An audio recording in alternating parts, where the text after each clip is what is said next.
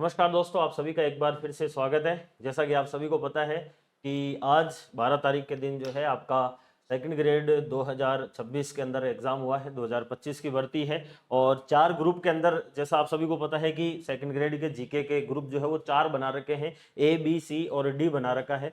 तो उसमें से आज जो है वो ग्रुप ए वालों का एग्ज़ाम हुआ है और उसमें जीके का जो पेपर है वो अभी अभी समाप्त हुआ है। और आप सभी लोग जो है वो उस पेपर को देख रहे होंगे, जो बी सी डी यानी कि इन 3 ग्रुप्स वाले जो बच्चे हैं वो उस पेपर को देख रहे होंगे कि कहाँ से करंट अफेयर्स पूछा जा रहा है, पेपर का लेवल कैसा था, कौन सी विषय कितनी कठिन पूछी गई है और प्रश्न किस प्रकार से जो है वो पूछे जा रहे हैं। तो इस आधार पर जो है वो आप लोग 2 प्रश्न आपके दिमाग में होंगे कि पेपर का लेवल कैसा क्या है, इसके अंदर क्या करना चाहिए हमें और कितनी क्या जो है वो रिस्क लेनी चाहिए। और दूसरा है कि जो करंट अफेयर्स है ये किस महीने का जो है वो पूछा जा रहा है, यानी कि कौन से महीने तक जो है वो करंट अफेयर्स आपके पूछा जा रहा है। ये 2 मेजर प्रश्न हैं। तो बी सी डी ग्रुप वाले जो बच्चे हैं वो ज्यादा उलझे नहीं और आराम से ये वीडियो देखकर और चीज को समझ लेना है कि कहां से जो है वो आपके प्रश्न किस प्रकार से पूछे गए हैं। देखिए, एक चीज तो पहले आप सभी को यहां पर क्लियर करनी है कि जो आपके करंट अफेयर्स जो है उस करंट अफेयर्स की अगर हम बात करें तो करंट अफेयर्स के अंदर आपके जो प्रश्न पूछे गए हैं, करंट अफेयर्स में जो आपके प्रश्न पूछे गए हैं उसमें हम बात कर रहे हैं group A paper first GK की। और करंट अफेयर्स के टोटल प्रश्न जो है वो आपके 13 प्रश्न है। टोटल कितने प्रश्न है? 13 प्रश्न है। वैसे करंट अफेयर्स के जो है वो 10 प्रश्न आने चाहिए, लेकिन प्लस में जो 3 प्रश्न आए हैं ये आपके सब्जेक्ट के अंदर जो टॉपिक थे, जैसे कि आपके भारत के जो पड़ोसी देश है उनके साथ में जो संबंध है उनका एक टॉपिक आपके पॉलिटी के अंदर लिखा हुआ है। तो वहां पर इन्होंने जो है वो युद्धाभ्यास पूछ लिया है। तो वैसे वो युद्धाभ्यास जो है वो है तो उस टॉपिक का, लेकिन वो करंट के अंदर ही काउंट कर सकते हो आप, क्योंकि वो है क्वेश्चन जो है वो करंट बेस है। तो इसलिए 10 प्रश्न आपके करंट के आते हैं राजस्थान के, लेकिन आपको 3 जो प्रश्न है वो यहाँ पर अतिरिक्त देखने को मिलेंगे। तो इस प्रकार से टोटल 13 प्रश्न जो है वो करंट अफेयर्स के बनते हैं। ज्यादातर जो है वो मार्च, अप्रैल और मई इन 3 महीनों का है और एक आपके फरवरी जो है, फरवरी 2026 जिसके अंदर आपके बजट आया था, जिसके अंदर क्या आया था, बजट आया था, वहां से प्रश्न जो है वो पूछा गया है। तो एक तो आपको थोड़ा सा ध्यान रखना है कि जो राजस्थान सरकार का बजट है उसको पढ़ के जाना है, वहां से एक दो प्रश्न देखने को मिल रहे हैं। और दूसरा, आप इंडिया इकोनॉमी के अंदर भारत का बजट जो है वो वैसे देख रहे हो तो उसमें से भी 1-2 प्रश्न जो है वो मिल रहे हैं। तो इंडिया इकोनॉमी वाले जो है वो मैंने इसमें शामिल नहीं करे हैं, उसमें भी करंट में आप मान सकते हो उनको, क्योंकि वो बजट की घोषणाएं हैं। लेकिन राजस्थान का जो बजट है ये आपको डायरेक्टली जो है वो करंट के अंदर ही मानना है। तो फरवरी 2026 में बजट के प्रश्न आ रहे हैं। और दूसरा, मार्च, अप्रैल और मई जो है, इसमें भी मई में भी जो है वो 15 मई तक के प्रश्न जो है वो करंट अफेयर्स में पूछे जा रहे हैं। आप देखना चाहो तो यहां पर मैं प्रश्न लेकर भी आया हूं और प्रश्न जो है वो काफी अच्छे और ऑथेंटिक जो है वो प्रश्न पूछे गए हैं। जैसे कि एक प्रश्न है कि 30 अप्रैल 2026 तक, अब ये कौन से महीने का है? अप्रैल महीने का है। और ये प्रश्न जो है वो राजस्थान वित्त आयोग की जो साइट है वहां से सीधा प्रश्न बना हुआ है और उस साइट के ऊपर एक लाइन लिखी हुई है, सेम टू सेम वहीं से पूछा हुआ है, राजस्थान के 7वें राज्य वित्त आयोग के अंदर। अब इस प्रश्न में थोड़ा सा कंफ्यूजन होगा कि सदस्य सचिव, इसमें एक सदस्य सचिव है के सहित कुल कितने सदस्य हैं? एक इसमें अध्यक्ष है और अरुण चतुर्वेदी, और एक इसके अंदर कौन है? सदस्य है। लेकिन प्रश्न है कि सदस्य सचिव सहित जो है वो कितने सदस्य हैं? और एज इट इज ये लाइन लिखी हुई है उस साइट के ऊपर कि सदस्य सचिव के साथ में टोटल सदस्य की संख्या एक ही है और एक जो है वो अध्यक्ष है। इस वजह से इसका राइट आंसर 1 होगा। ये जो प्रश्न है ये अप्रैल 2026 तक पूछा हुआ, यानी कि ये अप्रैल, यानी कि आपको जो है वो क्या देखना है यहाँ पर, जो आपके आयोग है। अब वैसे इसको आप मानो तो राज्य वित्त आयोग में जोड़ सकते हो इस प्रश्न को, लेकिन ये अप्रैल 2026 करंट बेस जो है वो प्रश्न पूछा गया है। तो इसको आप एक जो है वो इस टॉपिक को आप जो है वो राजस्थान पॉलिटी में जोड़ सकते हो इस प्रश्न को, लेकिन पूछा हुआ अप्रैल 26 में, तो उस आधार पर जो है वो करंट बेस में ही काउंट किया जाएगा। एक प्रश्न राजस्थान साहित्य अकादमी की जो है वो वहां से प्रश्न है कि वित्त वर्ष जो आपके 2025-26 है उसमें विभिन्न सहायता योजना के अंदर सहयोग के संदर्भ में क्या क्या इसमें दिया गया है वो आपको पूछा गया है। तो एक तो इसमें कथन ए और कथन बी था। 112 पांडुलिपियां जो है वो इसमें स्वीकृत की गई थी। टोटल 5 इसमें साहित्यकार थे और 9 पत्रिकाएं थे, इसलिए कथन 1 सही और कथन जो दूसरा वाला है वो इसमें गलत होगा। ये प्रश्न भी जो है वो आपके करंट बेस ही प्रश्न है, साहित्य अकादमिक अवार्ड के हैं। और देखो एक चीज और मैं बता दूं कि अगर आपको पढ़ना है तो आप इसमें जो है ये वाली चीज पढ़ लीजिए, राजस्थान की क्रोनोलॉजी। मैक्सिमम प्रश्न जो है वो यहीं से ही आए हैं, इससे बाहर प्रश्न जा नहीं रहे हैं। वैसे प्रश्न जो है वो तो यहाँ से है, कहाँ से है? सूजत से है। लेकिन सूजस अगर आप पढ़ोगे ना तो उसमें से कंटेंट निकालने में बहुत टाइम लग जाएगा। इसलिए ज्यादा नहीं तो अगर आप पढ़ना चाहो तो मार्च, अप्रैल और मई, इन 3 महीनों की जो है वो द्विमासिक जो है वो सूजस आती है। तो सूजस वाला जो है, सॉरी, इसका राजस्थान क्रोनोलॉजी आता है, तो उसमें वैसे ही सूजस को शामिल किया जाता है। तो इस राजस्थान क्रोनोलॉजी में से जो है वो मैक्सिमम प्रश्न आराम से मिले हैं जो राजस्थान वाले हैं डायरेक्टली। एक देखो राजस्थान बजट 2026-27, ये फरवरी का मान सकते हो क्योंकि ये बजट का प्रश्न है, और इसमें रिफाइनरी तथा इसकी जो आपके एंसिलरी जो यूनिट्स है उसमें कार्य करने के लिए स्थानीय युवाओं ने कौशल विकास के लिए कौशल विकास हब विकसित किया जाएगा। तो वो बालोतरा के अंदर जो राजस्थान रिफाइनरी है वहां पर किया जाएगा। ये भी जो है वो बजट का प्रश्न है, तो ये फरवरी के महीने का मान सकते हो, क्योंकि जो कि आपके जनवरी और फरवरी का करंट जो है वो मार्च में जो आपके क्रोनोलॉजी आई थी उसके अंदर ये आराम से मिल जाएगा प्रश्न। फिर एक प्रश्न है आपके, देखो 13 मई का प्रश्न है कि 13 मई 2026 को राज्यपाल एवं जो कुलाधिपति है आपके हरिभाऊ जो बागड़े साहब, उन के द्वारा जो है मोहनलाल सुखाड़िया विश्वविद्यालय उदयपुर के कुलगुरु के पद के ऊपर नियुक्त किसके किया गया है? प्रोफेसर जो कैलाश डागा है इनको किया गया है। ये भी 13 मई का जो है वो प्रश्न पूछा गया है, यानी कि मई में भी आपको जो है, जैसे कि पेपर जो है वो आपका कब है? 12 जुलाई को है, तो उससे एक महीने पहले तक यानी कि 12 मई, अब देखो 13 मई का प्रश्न है, ठीक है ना, तो एक महीना पहले यानी कि 12 जून, और उससे एक महीना पहले यानी कि 12 मई तक, यानी कि आप जो है वो कम से कम जो है वो आपकी जो एग्जाम डेट है उस एग्जाम डेट के पहले के 1.5 महीने तक जो है वो प्रश्न पूछे गए, यानी कि 1.5 माह के प्रश्न नहीं है, उससे पहले तक के प्रश्न है, यानी कि 15 मई तक के आसपास के जो है वो प्रश्न यहाँ पर पूछे गए हैं। एक प्रश्न है कि राजस्थान नगरपालिका संशोधन विधेयक 2026, अब इसको आप चाहो तो स्वायत्त शासन में भी काउंट कर सकते हो। ये करंट में भी था क्योंकि एक नया विधेयक लाकर, और एक रोग था कि पहले ये था कि जिनके 2 से ज्यादा बच्चे होंगे या फिर जिनके कुष्ठ रोग होगा वो चुनाव नहीं लड़ सकते, तो उस वाले जो है उस खतरनाक रोग में कुष्ठ रोग जो है उसको इसमें से हटा दिया गया है कि कुष्ठ रोग वाले भी अब चुनाव लड़ सकते हैं। तो ये एक प्रश्न जो है वो करंट का था। एक मई 2026 का था कि मई 2026 में उदयपुर में आयोजित होने वाली 5वीं जो आपके जूनियर और senior west zone role ball championship के अंदर राजस्थान ने टोटल कितने पदक जीते हैं भाई? 1 स्वर्ण पदक है, 2 रजत है, 1 कांस्य है। ये प्रश्न भी जो है वो मई 2026 का है। करंट के प्रश्न आप आराम से देख सकते हो। एक ये प्रश्न मुझे भी समझ में नहीं आया किस प्रकार से, कहां से पूछा गया है, किस टॉपिक पे पूछा गया है, क्योंकि आपके जो है वो डायरेक्टली जो है वो टेक्नोलॉजी का करंट कहीं पर लिखा हुआ नहीं है, लेकिन प्रश्न है कि आईआईटी जो जोधपुर है, क्योंकि अब ये करंट बेस में राजस्थान करंट में ही इसको डाल सकते हो कि जो आईआईटी जोधपुर है इसके द्वारा हाल ही में विकसित की गई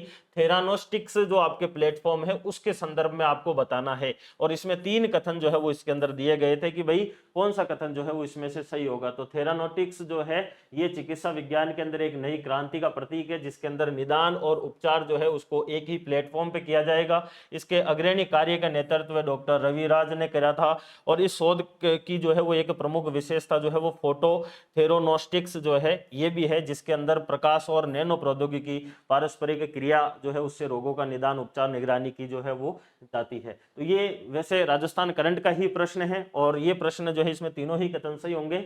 ये आईआईटी जोधपुर जो है वहां से प्रश्न पूछा हो, तो आईआईटी जोधपुर राजस्थान में, तो वहां से इन्होंने लिंक करके जो है वो वैसे पूछा है। तो ये भी करंट बेस्ड प्रश्न डायरेक्टली राजस्थान करंट का हो जाएगा।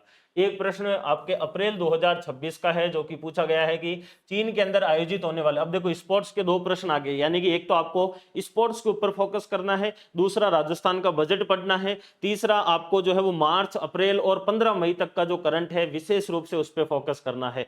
तो मार्च, अप्रैल, मई, और इसके अलावा आपके 15 मई तक कर लो, और इसके अलावा जो है वो बजट, और इसके अलावा जो करंट भी कर रहे हो उसमें स्पोर्ट्स के ऊपर फोकस करना है। और जो भारत के विदेशी संबंध है उनके अंदर जो है वो एक प्रश्न अभी देखेंगे युद्धाभ्यास का, तो युद्धाभ्यास जरूर देख लेना है, अब एक बार जितने के जितने हैं।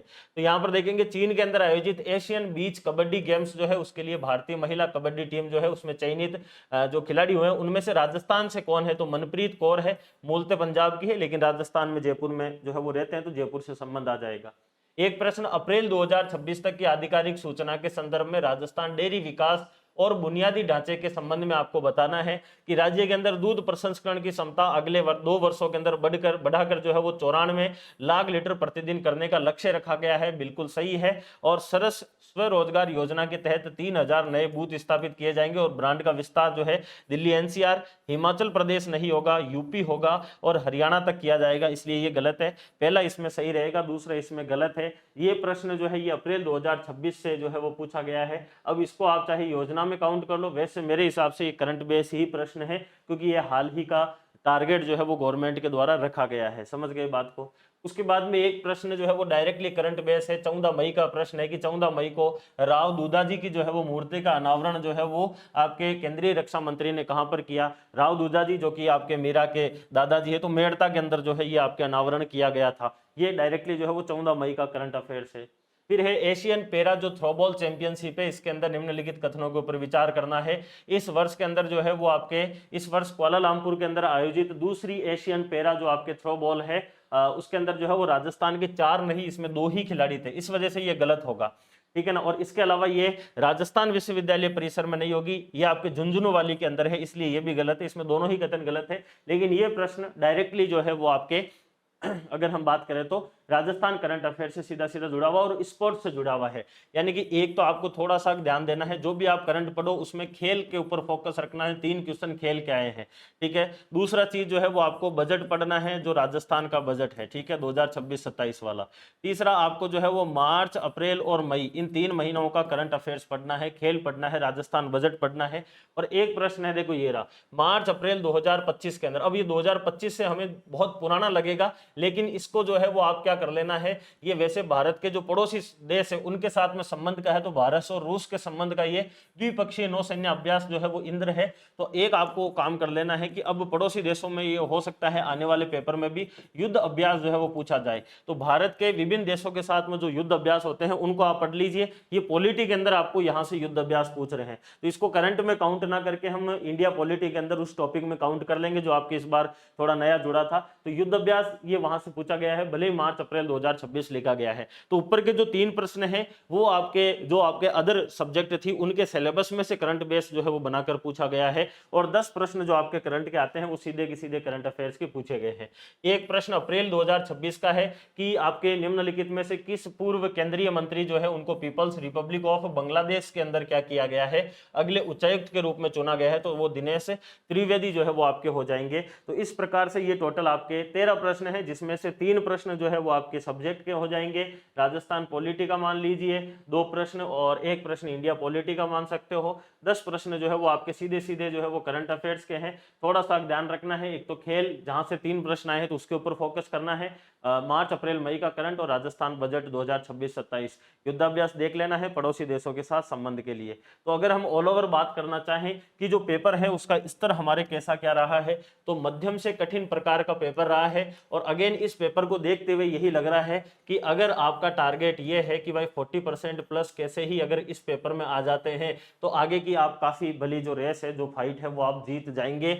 यानी कि पेपर 1 वापिस वैसा का वैसा ही बनाया गया है। यहाँ पर अगर हम बात करें थोड़ा सा कि राजस्थान जीके जो है वो मध्यम से कठिन स्तर का आया है, और हम उसको मध्यम के अंदर ही आप मान सकते हो क्योंकि ज्यादा कठिन राजस्थान जीके नहीं पूछा गया है। इसके अलावा विश्व और भारत का भूगोल भी जो है वो सामान्य स्तर का ही पूछा गया है। पॉलिटी हमेशा से ही सेकंड ग्रेड की विशेषता रही है कि पॉलिटी बहुत अच्छे लेवल की आती है। तो राजस्थान और आपके जो आपके इंडिया इकोनॉमी है, ये दोनों मध्यम से कठिन स्तर की है। यहाँ पर कठिन के अंदर राजस्थान पॉलिटी मान सकते हो, यहाँ पर कठिन के अंदर भारतीय पॉलिटी मान सकते हो, इंडिया पॉलिटी।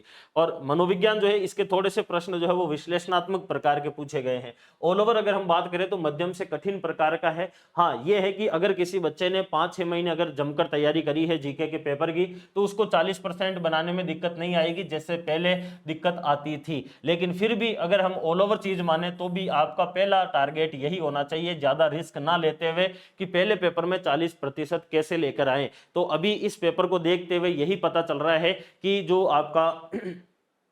आपके अगर हम बात करें इसके अंदर कि जो आपका पेपर है उसको देखते हुए यही लग रहा है कि आपको जो है वो 40% के ऊपर पहला फोकस करना चाहिए। करंट अफेयर्स कहां से पढ़ना है, कौन से महीनों का पूछा जा रहा है, वो हमने बात करी है। और दूसरी चीज है कि जिसने बच्चे ने 5-6 महीने तैयारी करी है उसको घबराने की आवश्यकता नहीं है, क्योंकि पेपर जो है वो उसके प्रश्न इतने कठिन नहीं थे। राजस्थान जीके आसानी से हो रहा था, इंडिया जीके इजी वे में हो रहा था, पॉलिटी दोनों थोड़ी सी जो है वो मॉडरेट से हार्ड लेवल टाइप की हम कह सकते हैं। इसके अलावा जो करंट अफेयर्स थी वो भी काफी अच्छे जो है वो लेवल की पूछी गई। करंट अफेयर्स में वही है 50-50 है, आधे प्रश्न इजी थे जिसने पढ़ा है और आधे प्रश्न थोड़े से आपको कठिन लग सकते हैं। प्रश्न घुमाने वाले बहुत ज्यादा थे, कथन टाइप में प्रश्न जो है वो पूछे गए हैं इसीलिए छोटी छोटी गलतियां जो है वो होने की इसमें संभावना रहती है। बाकी पेपर जो है वो अपने टेलीग्राम चैनल के ऊपर डाल दिया गया है, क्वालिटी एजुकेशन RS, जिसके ऊपर आप जुड़कर और आराम से जो है वो देख सकते हैं कि पेपर के प्रश्न कैसे क्या है। मेनली यहाँ पर जो है वो जीके वगैरह इनको अब पढ़ने जितना टाइम रहा नहीं है, आपको केवल ये जानना था कि करंट अफेयर्स किन महीनों का पूछा गया है। तो BCD ग्रुप वाले जो बच्चे हैं